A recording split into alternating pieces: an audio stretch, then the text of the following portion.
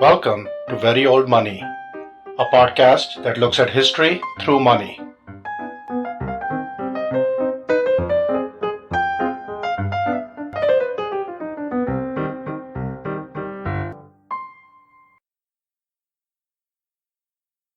Episode 2.4 I am the Badge of Phanes. A quick announcement before we begin. The podcast is also available on most podcatchers, including Apple, Google, Spotify, Stitcher, and iHeartRadio. You can also subscribe to it on YouTube. The coins listed on the cover art today are again from Classical Numismatic Group LLC, and you can view their site at www.cngcoins.com. In particular, I wanted to thank Travis Markle from CNG for providing the comparative picture that you see in the cover art for the episode that shows you the comparative sizes of the coins that are being talked about today. So on with the show. From 2700 BC to 1450 BC, a Bronze Age civilization that is today referred to as the Minoan Civilization flourished on the island of Crete and other Aegean islands. From 1600 BC to 1450 BC, a series of natural disasters rocked this civilization, from earthquakes to the eruption of the Thera volcano that resulted in the modern island of Santorini. And this sent the civilization to decline until it ended around 1100 BC. The name Minoan derives from the mythical king Minos, and this was coined by the British archaeologist Sir Arthur Evans, who identified the site at Knossos with the labyrinth and the Minotaur, the famous myth from Greek mythology. The Minoan civilization was the first advanced civilization in Europe. This left behind massive buildings, palaces, artwork, and a huge trade network that extended all the way up to Egypt. And they also had writing systems. The Minoans started with hieroglyphs from about 2100 BC to 1700 BC, and then a writing system that is referred to as Linear A, from about 1800 to 1450. Neither of these has been deciphered, and nor has the Minoan language. We do not know its relation to modern Greek or the other languages in the Near East at the time. From 1600 to 1100 BC, the Mycenaean civilization flourished on mainland Greece, and this civilization gradually took over Crete itself. This is the last Bronze Age civilization in Greece and is the setting of many Greek myths, most notably the Trojan War. Agamemnon, the leader of the Greek host that attacked Troy, was king of Mycenae.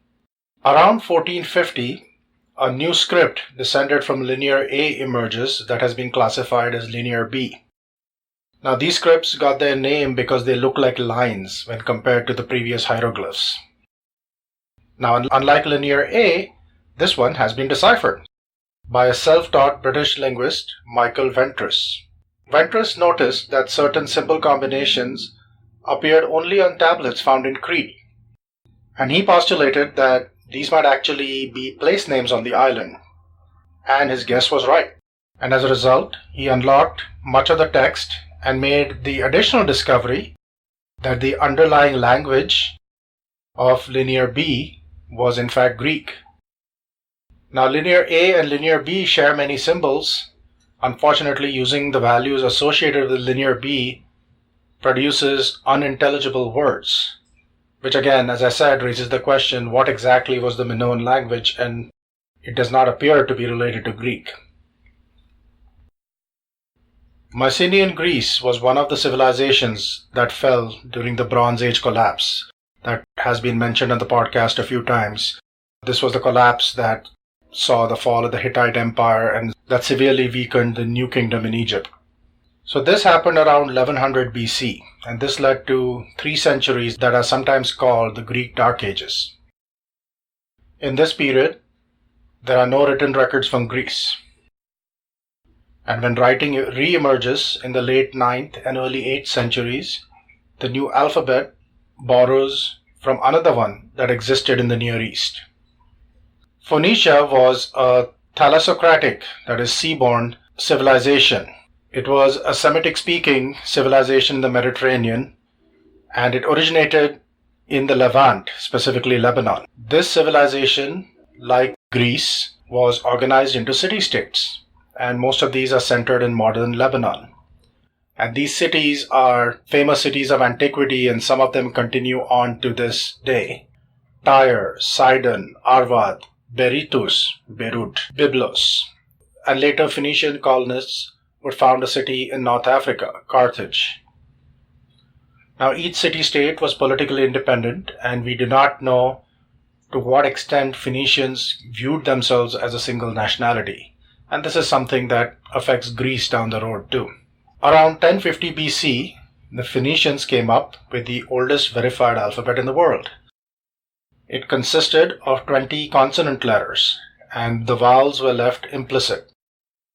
Now this was a huge improvement over pictograph-based writing systems like the hieroglyphs and cuneiform, which previously dominated writing systems in the world. And Phoenician traders spread it all over the Mediterranean world, where a number of civilizations adopted or adapted it.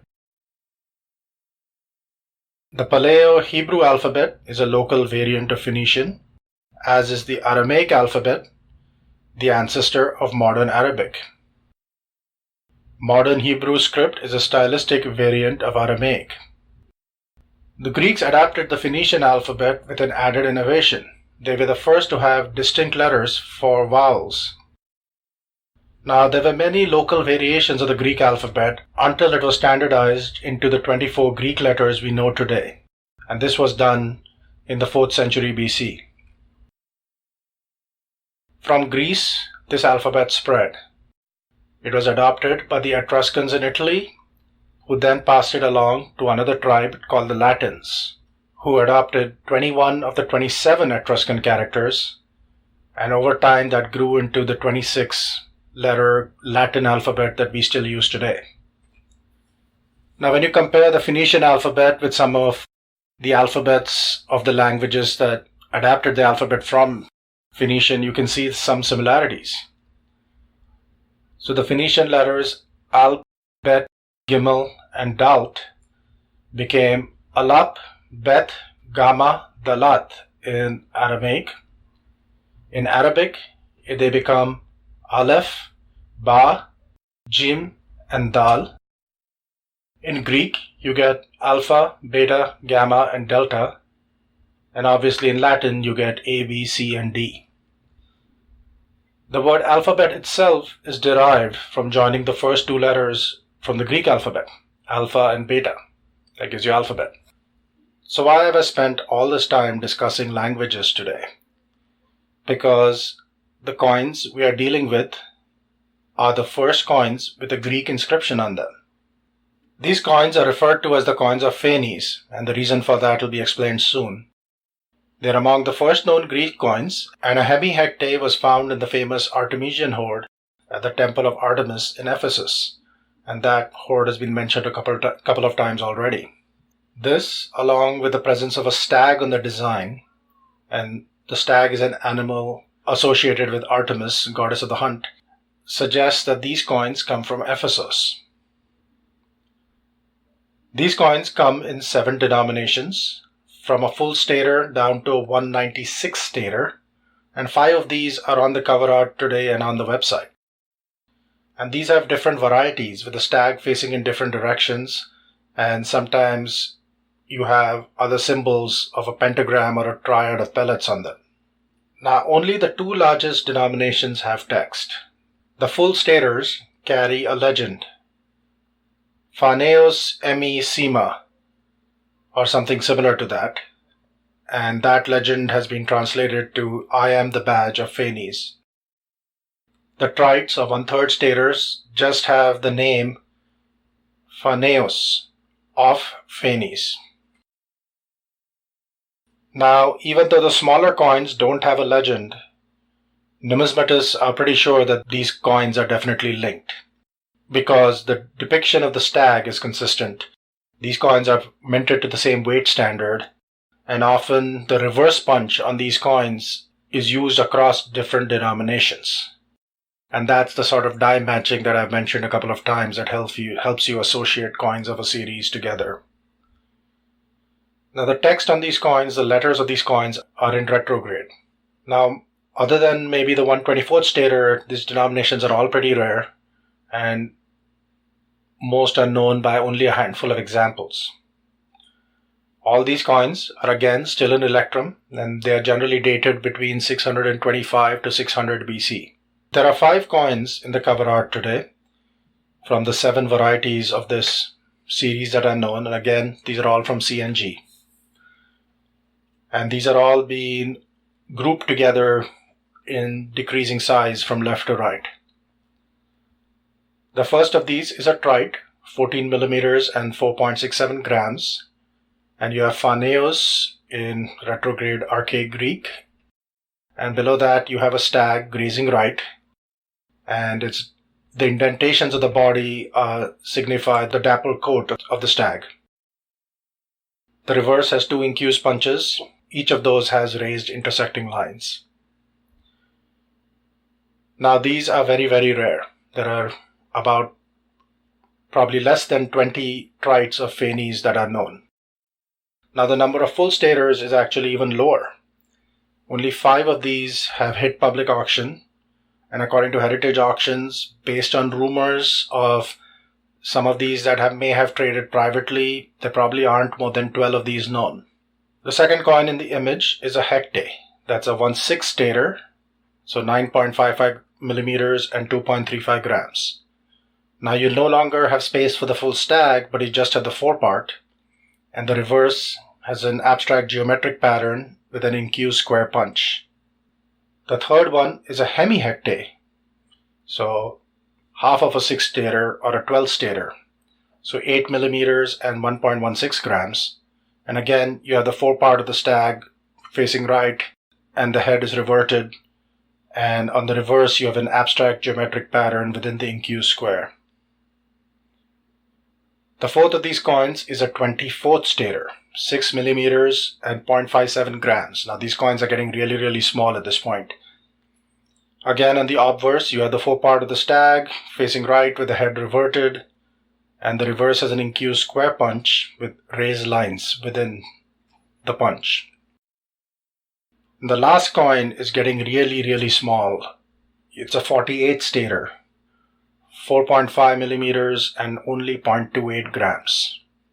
Now, given the size of this coin, there is no space for even the forepart of the stag. Just have the head of the stag facing right. And on the reverse, you have an abstract geometric pattern within the incused square. Now, this is a really, really small coin, and just remember, there is a 196 stater that's about half the size of this one. And that must have been a lot of fun carrying these coins around and hoping you don't drop them. Now, we do not know who Phanes was. This could be a personal name of an official. It could be a private individual. Whoever it was may have put his badge on the coin as a guarantee of quality. Now, in later periods, particularly in the Greek city-states, it was not uncommon for city magistrates to be named on the coins.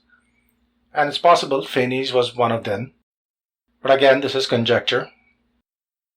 And while I am the badge of Phanes is the most commonly accepted reading of the legend, there are different variations that people have suggested based on the grammar used for Phanes and the other meanings that Phanes can sometimes carry.